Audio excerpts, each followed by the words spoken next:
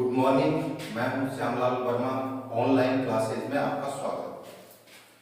आज senior class के अंदर बायोलॉजी सब्जेक्ट से संबंधित सिलेबस हम स्टार्ट करते हैं। और सबसे पहले सिलेबस के अंदर पहली यूनिट जिसका नाम है आवक बीजी पादपों में जनन एवं विकास चैप्टर। इस यूनिट के अंदर कुल 4 चैप्टर है। 4 चैप्टर की एक यूनिट बनाई गई है और इसमें सबसे पहला चैप्टर है आवक बीजी पादपों में जनन।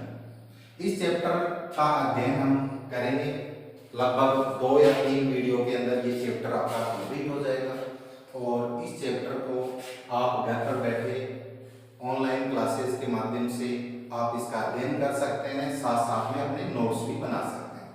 चैप्टर की सभी चीजें आपको इस प्रकार नोट करवाई जाएंगी या बताई जाएंगी जिससे आप बैठे बैठे अपने नोट्स भी तैयार कर सकते हैं या बार-बार वीडियो को देखकर हर एक चीज आप तैयार कर सकते हैं। पहला जो चैप्टर है आवक बीजी पादपों में जनन, इस चैप्टर को स्टार्ट करने से पहले एक बार हम थोड़ा सा 11वीं क्लास को ध्यान में लेकर आते हैं। 11th क्लास में क्या हुआ था कि हमने क्लासिफिकेशन जो है जीवों का क्लासिफिकेशन पढ़ा। कई साइंटिस्ट ने अपनी अपनी थ्योरी दी। उनमें से एक साइंटिस्ट था आर.एच. व्हीटेकर, जिन्होंने 1969 में पंचजगत अवधारणा 5 किंगडम सिस्टम जो है ना वो प्रतिपादित किया। और वो सिस्टम उन्होंने जो प्रतिपादित किया उसमें सभी प्रकार के जीवों को अध्ययन की सुविधा के लिए उन्होंने 5 जगतों में विभाजित किया, जिसमें पहला जगत था मोनेरम, दूसरा जगत था प्रोटिस्टा, तीसरा जगत था फंजाई, चौथा जगत था प्लांटी और 5वां जगत था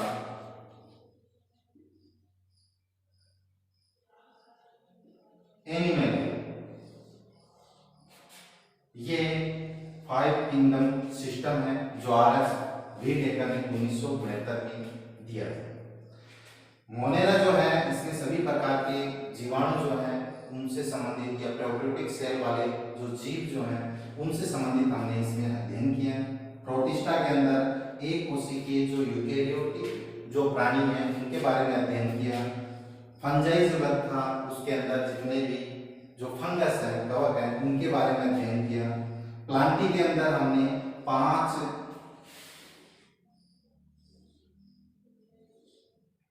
वर्ग बनाकर प्लांटी जगत का अध्ययन किया था।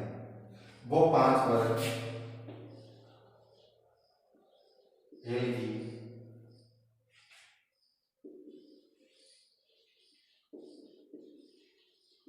ब्रायोफाइट्स,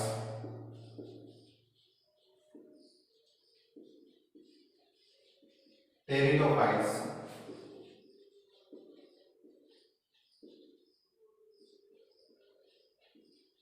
जिम्नोस्पर्म्स,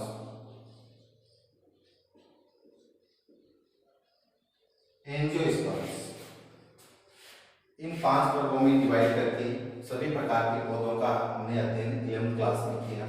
लेकिन एल्गी, ब्रायोफाइटा, टेरिडोफाइटा, जिम्नोस्पर्म्स इन 4 वर्गों का अध्ययन और उससे संबंधित जो इन पादपों से संबंधित जनन की जो प्रक्रियाएं हैं उनका अध्ययन हम विस्तार से 11th क्लास में कर चुके हैं।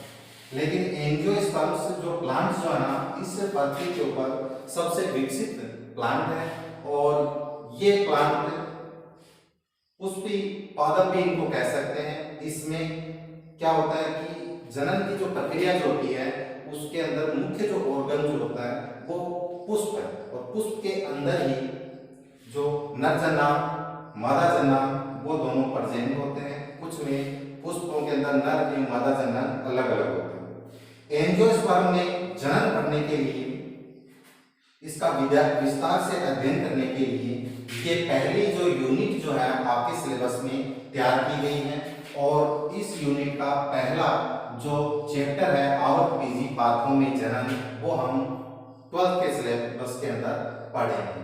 और इस चैप्टर को सबसे पहले हम स्टार्ट करने से पहले ये थोड़ी जनरल जानकारी आपको दोबारा थोड़ी ध्यान में लेकर आना आपको कि 11th क्लास में हमने क्या पढ़ा था और अब हम यहाँ क्या स्टार्ट करने जा रहे हैं। इस चैप्टर के अंदर सबसे पहले हम जनन शब्द जो है इसी से स्टार्ट करेंगे।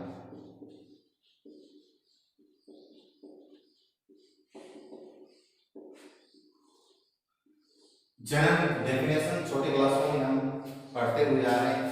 सामान्य सी डेफिनेशन है इसकी। जनन एक जैविक प्रक्रिया है जिसके द्वारा प्रत्येक जीव अपने ही समान नई संतति को उत्पन्न करता है। जैसे एग्जाम्पल के तौर पर लिख सकते हैं नीम का बीज है तो उससे नीम का पौधा ही उत्पन्न होता है, क्योंकि नीम के बीज के अंदर सारे आनुवंशिक लक्षण नीम के पौधे के उसमें प्रेजेंट होते हैं। नया पौधा बनता है तो नीम का पौधा ही बनेगा, यानी उस बीज से एक नए पौधे का तैयार होना वो एक जनन की प्रक्रिया है। तो सीधी सी परिभाषा आप इसको नोट कर सकते हो कि जनन एक जैविक प्रक्रिया है जिसमें प्रत्येक जीव अपने ही समान नई संतति को उत्पन्न करता है। आवर्त बीजी पाथों से संबंधित एक महत्वपूर्ण बात और बताता हूँ आपको।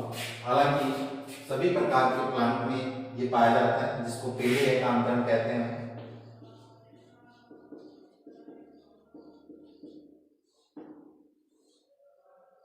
प्लांट जो होता है उसके अंदर युग्मकोद्भिद, पीढ़ी और बीजाणुद्भिद पीढ़ी। युग्मकोद्भिद पीढ़ी में क्रोमोसोम नंबर जो है वो n होते हैं। बीजाणुद्भिद पीढ़ी में कितने होते हैं? 2n होते हैं।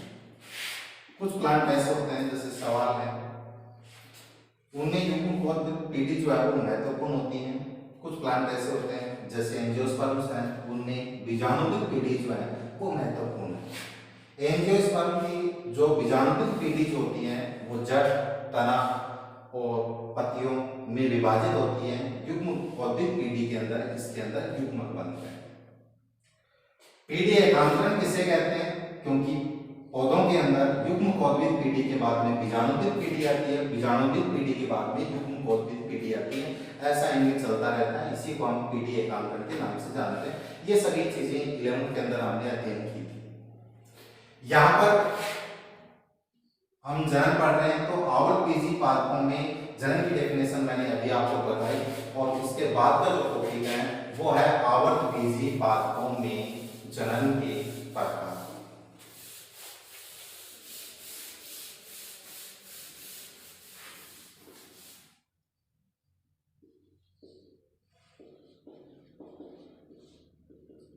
आवर्त बीजी पाथों में जनन के प्रकार।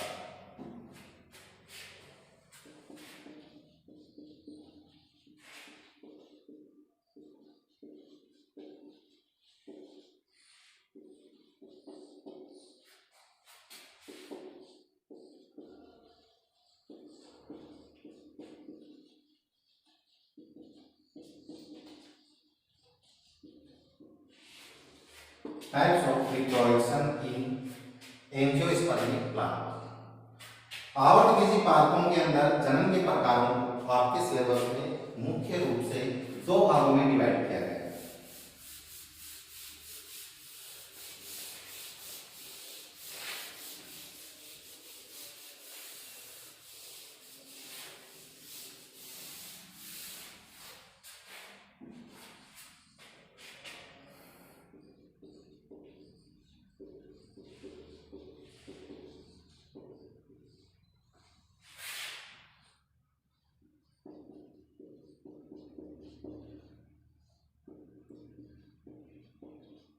जिसमें पहला प्रकार है अलैंगिक जनन, एक सेक्सुअल रिप्रोडक्शन।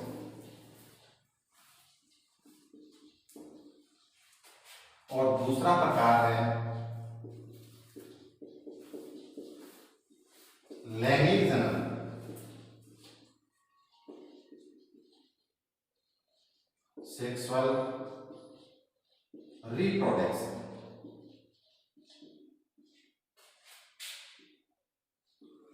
थोड़ी सी जानकारी हम अलैंगिक जनन और लैंगिक जनन इन दोनों के बारे में लेते हैं। कभी कभी बोर्ड के अंदर एक बहुत अच्छा प्रश्न बन जाता है कि अलैंगिक जनन और लैंगिक जनन में अंतर क्या है। हालांकि आपके सिलेबस के अंदर पहले चैप्टर में लैंगिक जनन के बारे में बहुत ही कम शॉर्ट में लिख रखा है, अलैंगिक जनन को विस्तार से समझा रखा है। लेकिन जनरल जानकारी के लिए हम यहाँ पर अलैंगिक जनन क्या है, लैंगिक जनन क्या है, इन दोनों का विस्तार से अध्ययन करेंगे। साथ में इनमें अंतर क्या है उनके बारे में भी अध्ययन करेंगे, क्योंकि कभी कभी बोर्ड के अंदर जो क्वेश्चन आ जाता है कि अलैंगिक जनन लैंगिक जनन जो है उसमें 2 अंतर बताओ या 4 अंतर बताओ। बोर्ड का जो पेपर बनता है उसमें अधिकांशतः 2 अंतर या 4 अंतर ही पूछे जाते हैं। तो अलैंगिक जनन इसके बारे में हम सबसे पहले इसकी डेफिनेशन आपको आनी चाहिए कि अलैंगिक जनन है क्या। आवट बीजी पादपों में जनन के प्रकार अगर आपसे पूछे जाए, छोटा प्रश्न अगर पूछ ले कि आवट बीजी पादपों में जनन कितने प्रकार का होता है, तो उसका उत्तर होगा अलैंगिक जनन और लैंगिक जनन। फिर अलैंगिक जनन की परिभाषा अगर पूछ ली जाए तो आपको ये बताना है कि जीवों के अंदर जनन की वह प्रक्रिया जिसके अंदर दोनों जनक नर एवं मादा की आवश्यकता नहीं पड़ती। दोनों जनक नर एवं मादा दोनों प्रजनन होते हैं इसके अंदर, लैंगिक जनन के अंदर इसमें आवश्यकता होती है। और इसमें सिर्फ एक जनक होता है, एक ही जनक होता है। इन दोनों की आवश्यकता, नर एवं मादा की आवश्यकता अलैंगिक जनन में नहीं पड़ती। डेफिनेशन सीधी सी है कि जनन की वह प्रक्रिया जिसमें दोनों जनकों नर एवं मादा की आवश्यकता नहीं होती है, इस प्रकार के जनन को हम अलैंगिक जनन कहते हैं। अलैंगिक जनन के लिए महत्वपूर्ण बात ये भी है कि अलैंगिक जनन के अंदर लैंगिक जनन के समान अर्धसूत्रण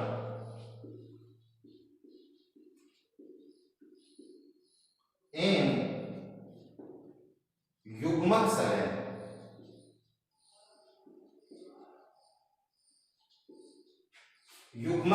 जिसको हम निषेचन भी कहते हैं, युग्मक सलयन ही निषेचन होता है, ये दोनों केवल लैंगिक जनन में होती हैं, जबकि अलैंगिक जनन में ये पाए नहीं जाते हैं।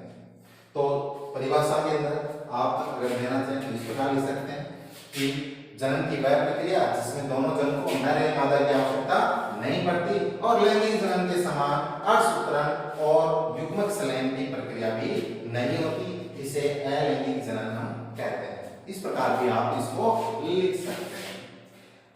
अलैंगिक जनन और लैंगिक जनन, अलैंगिक जनन के बारे में हमने डेफिनेशन दी। लैंगिक जनन की अगर परिभाषा पूछे तो आप इस प्रकार लिख सकते हो कि जनन की वह प्रक्रिया जिसमें दोनों जनकों नर एवं मादा की आवश्यकता होती है, साथ में अर्धसूत्री विभाजन या अर्धसूत्रण युग्मक सलयन की प्रक्रिया भी होती है।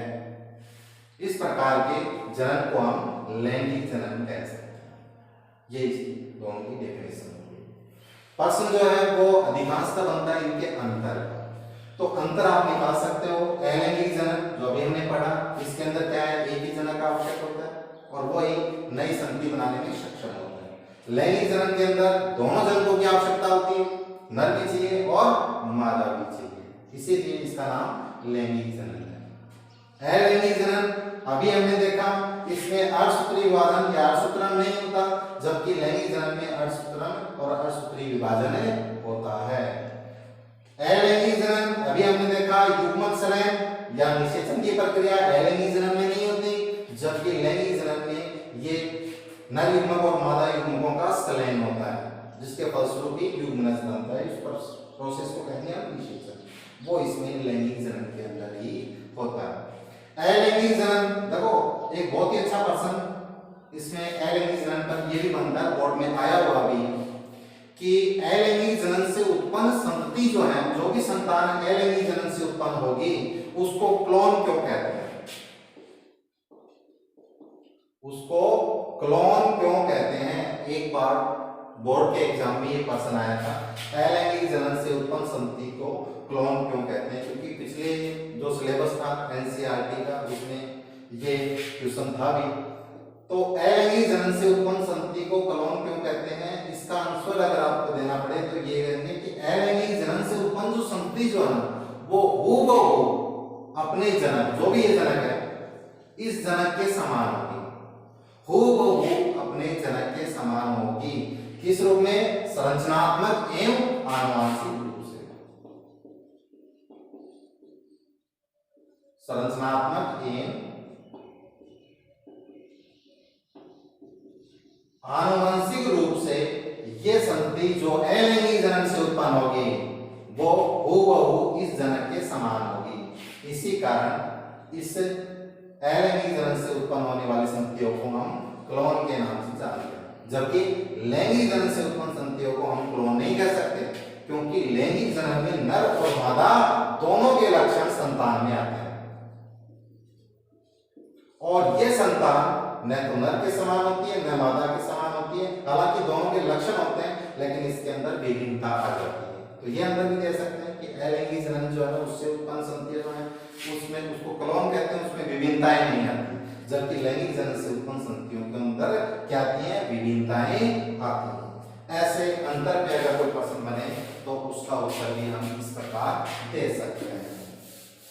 फिर उसके बाद में सबसे पहले हम पढ़ेंगे अलैंगिक जनन के प्रकार। पहले जनन के प्रकार थे आवृत्ति प्लांट के अंदर, और फिर अब हम पढ़ेंगे अलैंगिक जनन के प्रकार। तो अलैंगिक जनन जो है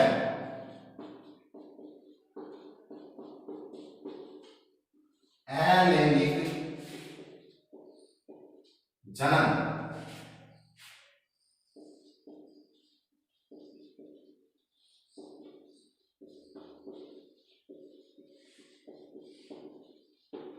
इसको फिर दोबारा आपके सिलेबस में दो भागों में डिवाइड किया गया।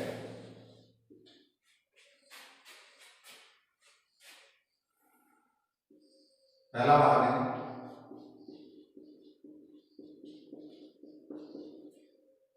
है अनिषेक बीजता।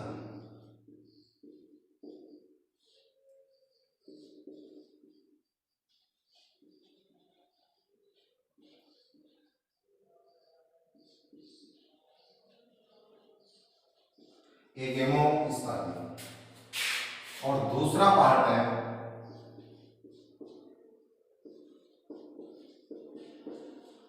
कायिक प्रवर्धन।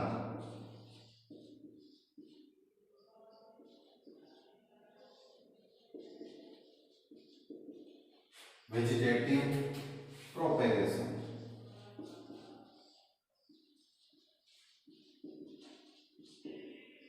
या वेजिटेटिव रिप्रोडक्शन भी इसको लिख सकते हैं।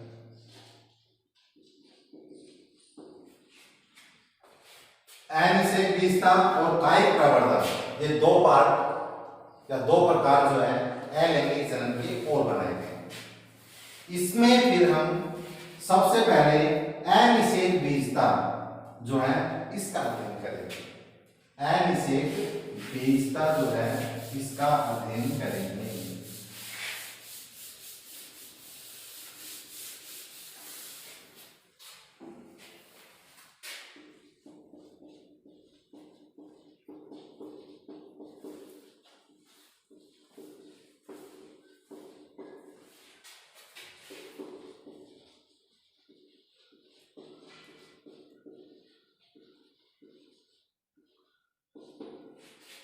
अनिषेक बीजता क्या होता है?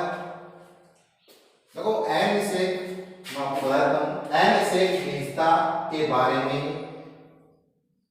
पिछली साल एक प्रश्न जो है 1 नंबर का पूछा जा चुका है। अनिषेक बीजता है क्या, इसको समझने के लिए सबसे पहले एक हेमोस्पर्मी जो है इस शब्द को हम 3 भागों में तोड़ते हैं। इसमें ए जो ये ए है इसका अर्थ होता है बिना,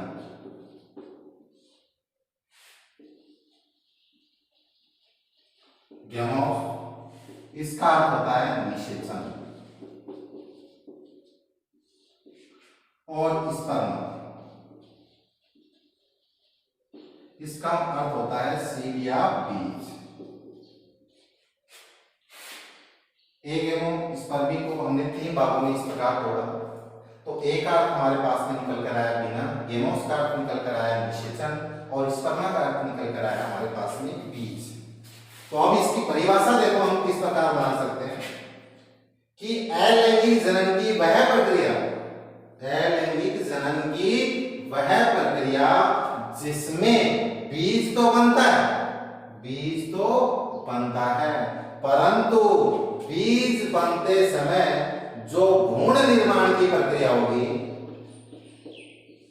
बीज बनते समय जो भ्रूण निर्माण की प्रक्रिया होगी, उस प्रक्रिया के दौरान अर्धसूत्रण और युग्मक संलयन नहीं होता है। इसे हम क्या कहेंगे? अनिषेक बीजता है। एक बार फिर देख लेना, एक एमोस्पर्मी को हमने 3 भागों में तोड़ा। इस शब्द को एक का अर्थ निकला बिना, गेमोस का अर्थ निकला निषेचन, स्पर्मा का अर्थ निकला बीज, यानी अनिषेक बीजता, अनिषेक बीजता अलैंगिक जनन की वह प्रक्रिया है जिसमें बीज तो बनता है, परंतु बीज के अंदर भ्रूण निर्माण की जो प्रक्रिया होती है वो उसमें अर्धसूत्रण और युग्मक संलयन की क्रिया नहीं होती है। और युग्मक संलयन नहीं होगा तो सीधी सी बात है निषेचन भी नहीं होता है। और अलैंगिक जनन के अभी हम थोड़ी देर पहले अंतर में क्लियर किया था कि अलैंगिक जनन है तो अर्धसूत्रण और युग्मक संलयन तो होता ही नहीं, और ये दोनों नहीं होंगे तो सीधी सी बात है तभी तो ये अलैंगिक जनन का प्रकार है। तो सीधी सी परिभाषा इसकी इस शब्द से ही दी जा सकती है, इस शब्द से ही इसकी परिभाषा निकाल सकते हैं हम कि अलैंगिक जनन का वह प्रकार जिसमें बीज तो बनता है परंतु बीज के अंदर भ्रूण निर्माण की प्रक्रिया के दौरान अर्धसूत्रण और युग्मक संलयन की प्रक्रिया नहीं होती। अर्धसूत्री विभाजन है, समसूत्री विभाजन है, 11वीं क्लास में हमने पूरा चैप्टर पढ़ा था इसके बारे में, ये तो अब जानते ही हैं। फिर उसके बाद में ये अनिषेक बीजता कंप्लीट है, और इसके बाद में हम आगे अध्ययन करेंगे इसके दूसरे प्रकार, अलैंगिक जनन का जो दूसरा प्रकार है वो अभी हमने देखा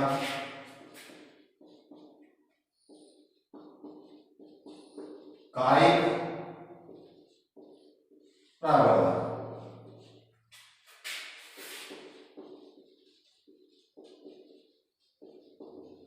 वेजिटेटिव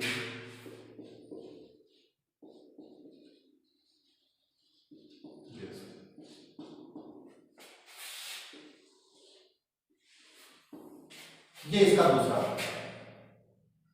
देखो बायोलॉजी सब्जेक्ट के अंदर बहुत सारी जो परिभाषाएं हैं वो उनके शब्द में ही छुपी रहती है, तो शब्दों को ढंग से देखकर उसको समझकर अगर हम अध्ययन करें तो अधिकांश परिभाषाएं जो है ना उसके शब्द से ही निकल जाती है।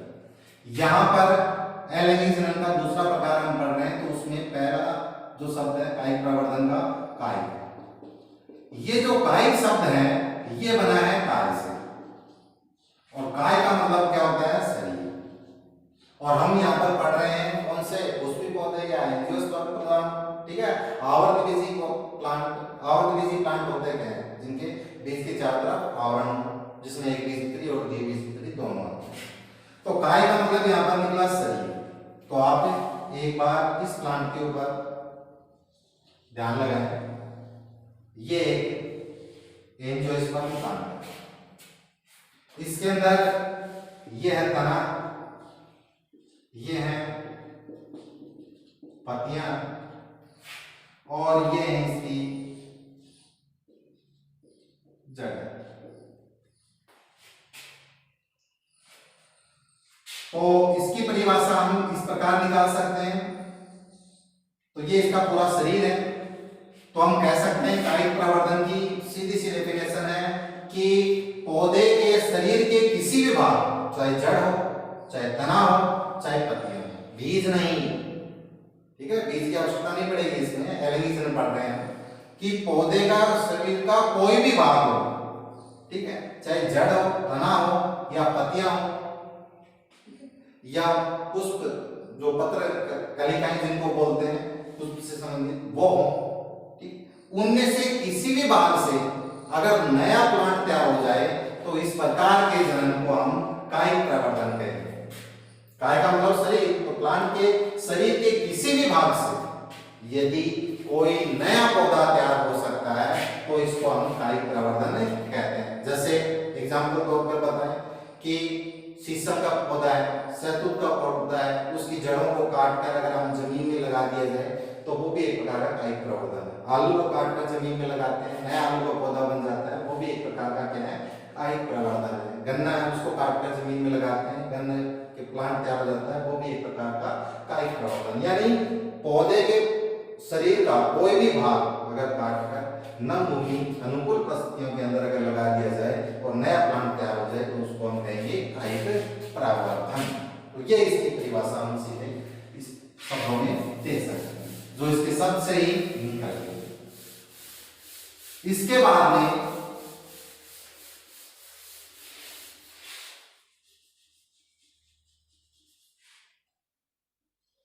कायिक प्रवर्धन जो है इसके भी प्रकार हैं। अब हम कायिक प्रवर्धन जो है इसके प्रकारों का अध्ययन करेंगे। तो कायिक प्रवर्धन के प्रकार, तो कायिक प्रवर्धन के प्रकार जो है वो कौन कौन से हैं?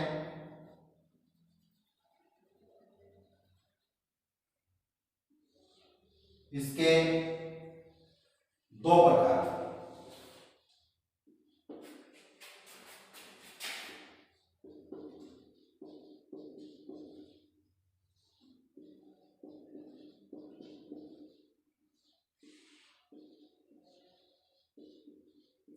प्राकृतिक कायिक प्रवर्धन और दूसरा है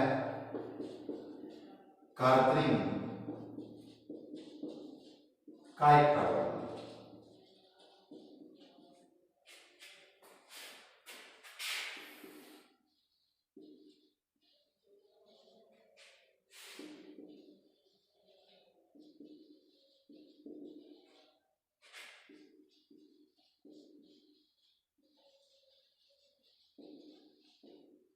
नेचुरल वेजिटेटिव प्रोपेगेशन और इधर आर्टिफिशियल वेजिटेटिव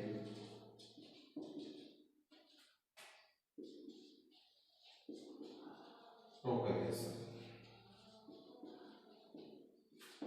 ये दो प्रकार, ये पहला प्रकार, ये दूसरा प्रकार। कायिक प्रवर्धन को भी आपके सिलेबस में दो प्रकारों में विभाजित करके अध्ययन किया गया है। तो सबसे पहले हम इसका ये प्रकार लेते हैं प्राकृतिक कायिक प्रवर्धन और फिर हम नेक्स्ट वीडियो में पढ़ेंगे कृत्रिम कायिक प्रवर्धन। और जब ये कंप्लीट हो जाएगा तो एक उसका चित्र है, उसके भागों का वर्णन है और उसके बाद में ये चैप्टर आपका कंप्लीट हो जाएगा। एक छोटा सा चैप्टर है, लगभग 2 या 3 वीडियो में कंप्लीट हो जाएगा। एक चीज और बताता हूँ, ये जो वीडियो जो मैंने आपके सिलेबस के अकॉर्डिंग जो बनाया है, ये केवल हिंदी मीडियम के जो विद्यार्थी हैं केवल उनके लिए है। इंग्लिश मीडियम के लिए जो वीडियो को अलग से बनाया है। तो कायिक प्रवर्धन जो है प्राकृतिक कायिक प्रवर्धन है, इसका हम अध्ययन करेंगे सबसे पहले।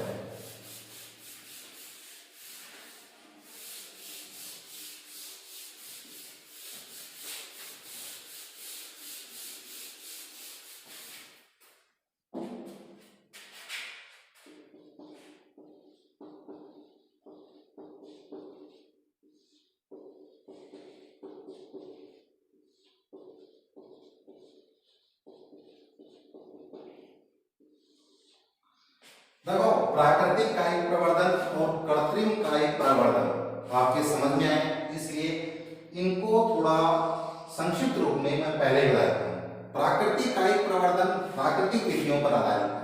जैसे पौधे की पत्ती अपने आप टूट गई, जमीन में गिर गई, नम भूमि के संपर्क में आई, नया प्लांट तैयार सभी विधियां ऐसी होंगी वो प्राकृतिक कायिक प्रवर्धन, ठीक है, यानी प्राकृतिक कायिक प्रवर्धन से संबंधित होंगी, ठीक है। मनुष्य में कोई छांट काट या जोड़ उनमें नहीं बैठेगा। और कृत्रिम कायिक प्रवर्धन जो है ना वो प्लांट से अधिक उत्पादन प्राप्त करने के लिए मनुष्य जो है ना अलग अलग पौधों को के तनों को शाखाओं को आपस में जोड़कर और फिर नया प्लांट तैयार करता है। उसकी अलग विधियां हैं जो आगे हम पढ़ेंगे। तो सबसे पहले हम यहाँ पर प्राकृतिक कायिक प्रवर्धन के बारे में पढ़ेंगे, जो एक सीधा सिंपल सा टॉपिक है। प्राकृतिक कायिक प्रवर्धन सीधा सा है वही कि पौधे का कोई भी जड़ है, तना है, पत्तियां हैं, ठीक, वो टूट जाए, अलग हो जाए प्लांट से और फिर उससे नया प्लांट तैयार हो जाए, तो प्राकृतिक कायिक प्रवर्धन के द्वारा किया है। इसके भी कई प्रकार हैं, प्राकृतिक कायिक प्रवर्धन के भी कई प्रकार हैं। उनमें पहला प्रकार है तने के द्वारा कायिक प्रवर्धन।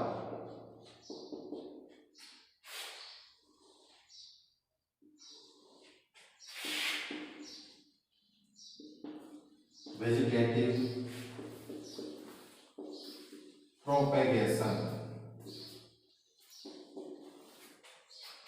बाय स्टेम, इसको वेजिटेटिव रिप्रोडक्शन बाय स्टेम इस नाम से भी जाना जा सकता है। तो तना जो है सीधी सी बात है, प्लांट का जो तना है उस तने से अगर कोई नया प्लांट तैयार हो जाता है, नया पौधा बन जाता है जिसमें बीज की आवश्यकता नहीं पड़ेगी, तो इस प्रकार के कायिक प्रवर्धन को तने के द्वारा कायिक प्रवर्धन के नाम से जाना जाता है। यहाँ पर देखो जो सिलेबस आपका देखें उसके अकॉर्डिंग कुछ एग्जाम्पल दे रखे हैं, केवल वही आपको याद करने हैं। थोड़ा सा मैं बताता हूँ। तना जो है किसी भी प्लांट का वो कई प्रकार का हो सकता है, जैसे कुछ तने वायु के अंदर प्रोदंतर में होते हैं, प्लांट ऊपर खड़ा होता है, वायु के अंदर रहते हैं, तो उनको वायवीय तने कहते हैं। कुछ प्लांट के तने ऐसे होते हैं जो कि जमीन के ऊपर स्पर्श करके रेंगते रहते हैं, उन्हें विसर्पी तने कहते हैं। कुछ तने ऐसे होते हैं जो जमीन के अंदर होते हैं, जैसे आलू के अंदर देखा जाए तो आलू एक तना है जिसको हम खाने के लिए काम में लेते हैं, लेकिन वो जमीन के अंदर होता है। ऐसे तने जो होते हैं वो भूमिगत तने हैं। आपको यहाँ पर सीनियर के सिलेबस के अनुसार कुछ एग्जाम्पल हैं इसमें जो मैं नोट कर देता हूँ, ये एग्जाम्पल ही आपको याद करने हैं। जैसे प्रकंद एक तना है और इसका एग्जाम्पल है अदरक। कंद ये भी एक तना है, इसका एग्जाम्पल है आलू। सलकंद ये भी एक तना है, इसका एग्जाम्पल है लहसुन। घनकंद ये भी एक तना है, इसका एग्जाम्पल है अरबी।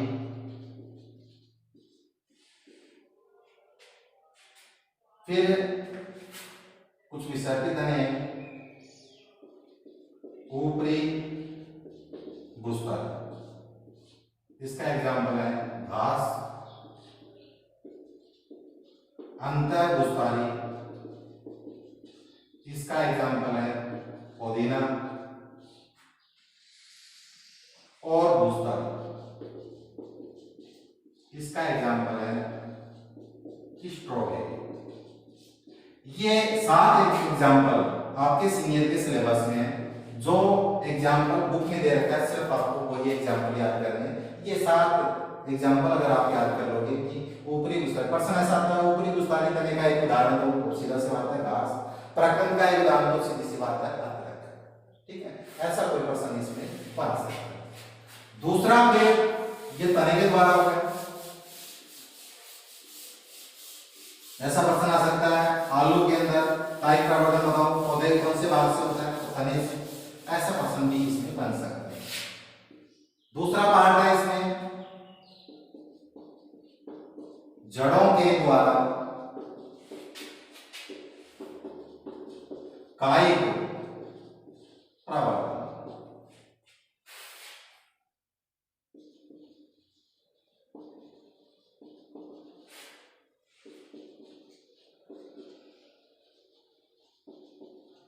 वेजिटेटिव प्रोपेगेशन बाय रूट्स,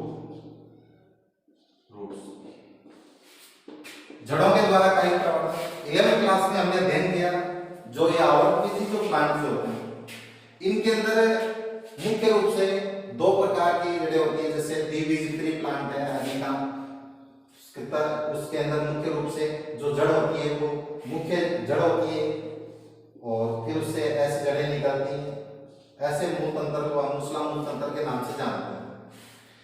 ये है। दूसरा है एक द्विबीजपत्री प्लांट है, जैसे उसमें ऐसे रेसे से निकलते हैं, मुख्य जड़ होती है पहले वो होती है तो वहीं से और अन्य जड़ें निकलती हैं, मुख्य जड़ जो बाद में नष्ट हो जाती है उसे रेसादार मूल तंत्र, अपस्थानिक मूल तंत्र भी नाम दिया गया है। ऐसे मूल तंत्र इसमें पाया जाता है। लेकिन जड़ों के द्वारा कायिक प्रवर्धन प्लांट के अंदर दोनों प्रकार की जड़ें जो होती हैं उनसे कायिक प्रवर्धन होता है, जैसे मूसला मूल तंत्र है, सीसम है, नीम है, इनके अंदर कायिक प्रवर्धन हो सकता है।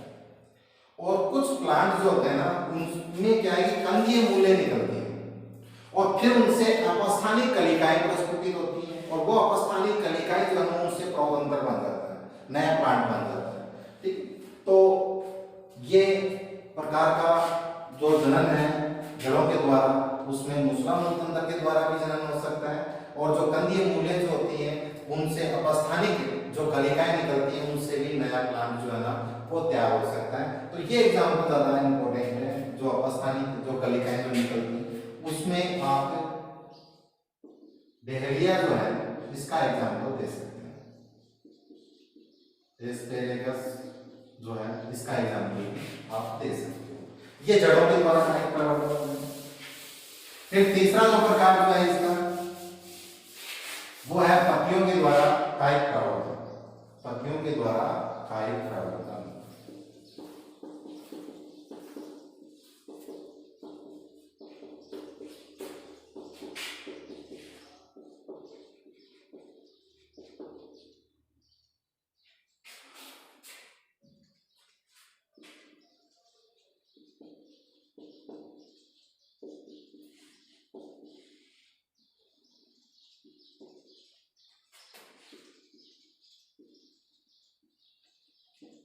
Vegetative propagation by leaves,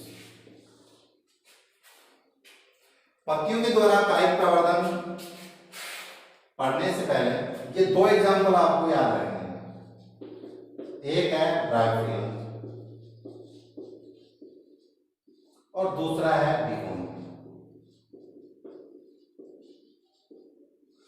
bryophyllum में क्या होता है, ब्रायोफिलम के अंदर पत्ती जो होती है उसकी जो किनारे जो होते हैं वहां पर छोटी छोटी कलिकाएं प्रस्फुटित होती हैं और वो कलिकाएं प्रस्फुटित होती हैं तो उसके बाद में अगर पत्ती प्लांट से अलग होकर नम मिट्टी के अंदर अनुकूल परिस्थितियों के अंदर जो संपर्क में आ जाए नम मिट्टी के तो उससे फिर नया प्लांट तैयार हो जाता है। तो ब्रायोफिलम जो है उसके अंदर भी पत्ती के द्वारा कायिक प्रवर्धन होता है।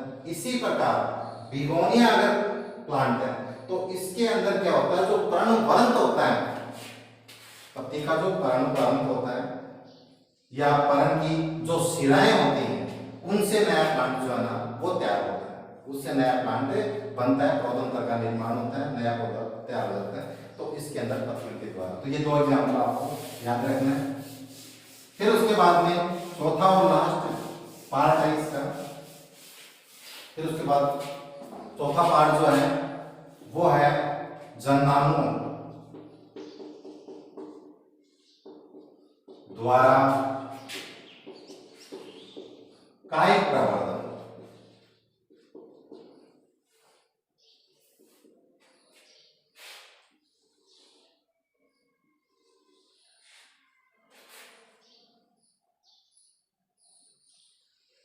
जननांगों द्वारा कायिक प्रवर्धन, वेजिटेटिव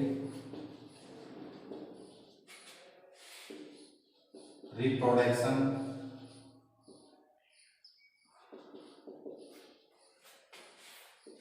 बाय सेक्सुअल ऑर्गन्स।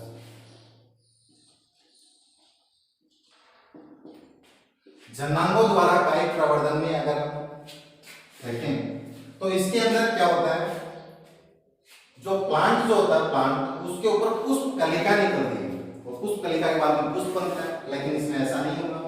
इसमें जो पुष्प जो कलिका है उस पुष्प कलिका के स्थान पर पत्र परागकलिकाएं बन जाएंगी।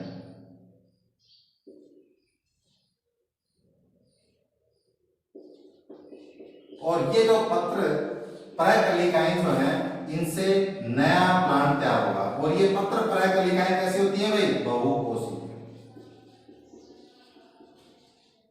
बहुकोषी होती हैं। तो ये कह सकते हैं कि कुछ पौधे ऐसे होते हैं जिनमें पुष्प कलिकाओं के स्थान पर बहुकोषी पत्र परागकलिकाएं बन जाती हैं। और इन पत्र परागकलिकाओं से, जिनको एक नाम और भी दिया गया है बुलबिल, ये बुलबिल्स जो होती हैं इन बुलबिल से नया पौधा बनता है। ऐसा होता है, इसके लिए एग्जाम्पल बहुत ही इंपॉर्टेंट है, रतालू,